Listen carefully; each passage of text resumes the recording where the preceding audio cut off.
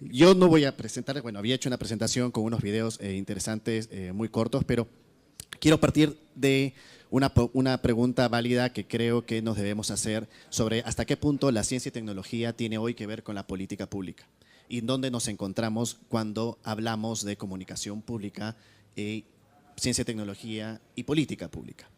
Y hay una palabra, hay un tema que no tiene probablemente nada que ver con esto, pero cada vez que hablamos de sensibilización y de emociones, a veces no nos entendemos cómo es que transcurrimos en el proceso de políticas públicas y en los procesos de vidas personales. Hay una pregunta que nos hacen a todos los que estamos sentados aquí, probablemente a la hora que vamos a pedir un trabajo, que es, ¿cómo te imaginas de acá a 5 años?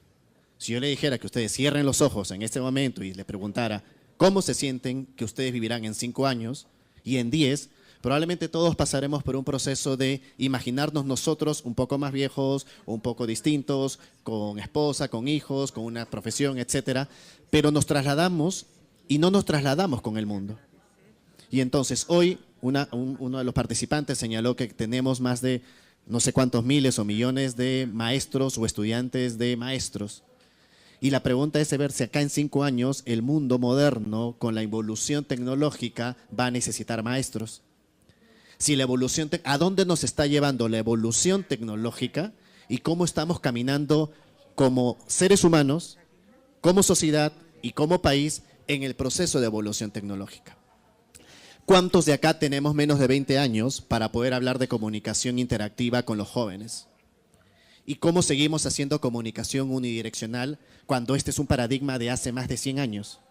¿Cómo seguimos haciendo actividades de comunicación unidireccional en las cuales nosotros, los sabelotodos de la ciencia y la tecnología, del mundo de la política, de la comunicación y de la burocracia, sabemos mucho más o creemos saber mucho más que niños de 10 años?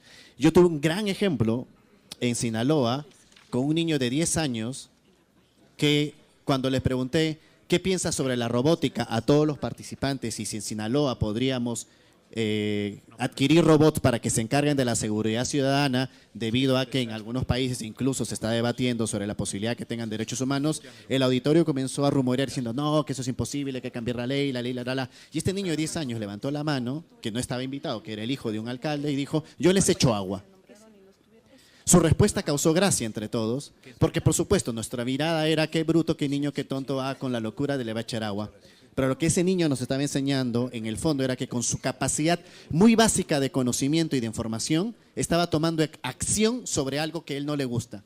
Y mientras lo que estábamos hablando, estábamos debatiendo posibilidades, actividades, este niño en su actividad mental estaba accionando algo. ¿Cuánto de eso hacemos nosotros cuando hacemos prospectiva política? Hay 2 ejemplos que yo tomo rapidito, que es, Emmanuel Macron señala que la política es desdibujar los márgenes clásicos para formar una nueva política, romper la clásica dicotomía entre izquierda y derecha. ¿Cuánto podemos hablar de política pública, de ciencia y tecnología, soltando los paradigmas de izquierdas y derechas? ¿Son necesarios esos paradigmas en política para hablar de una política pública en ciencia y tecnología? Después otra persona, Fernando Savater, habla mucho de la política que permita desterrar el enfrentamiento de egos o de territorios y hasta qué punto una política de ciencia y tecnología nos puede llevar a eso.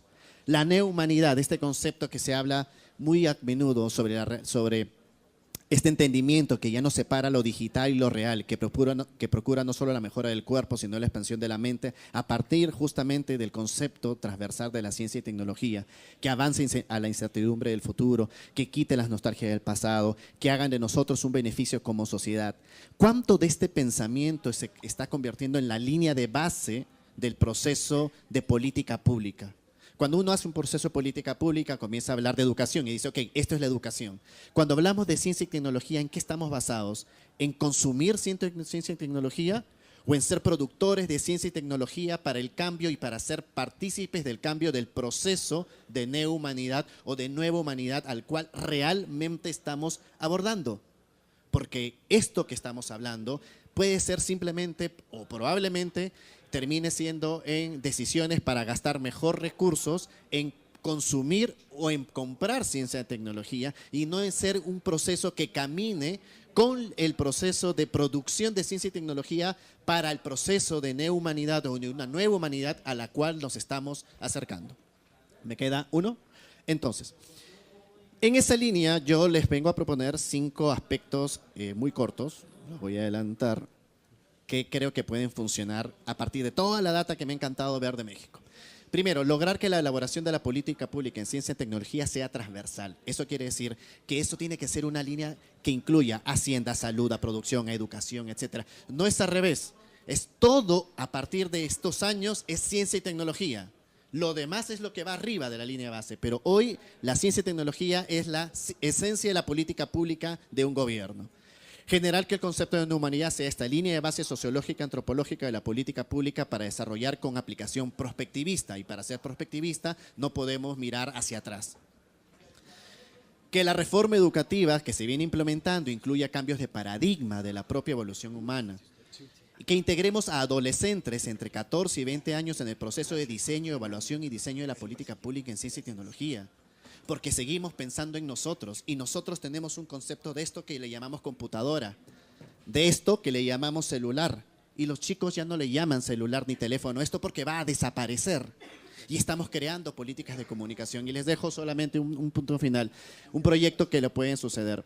Llenemos el Estadio Azteca, el Estadio OmniLife con un gran evento de comunicación de youtubers para chicos de 14 a 20 años para que ellos cuenten cómo explorar en ciencia y tecnología y no hagamos al revés en que nosotros llevemos a explorarlos o a enseñarles de ciencia y tecnología porque probablemente de ellos tenemos mucho más que aprender. Gracias.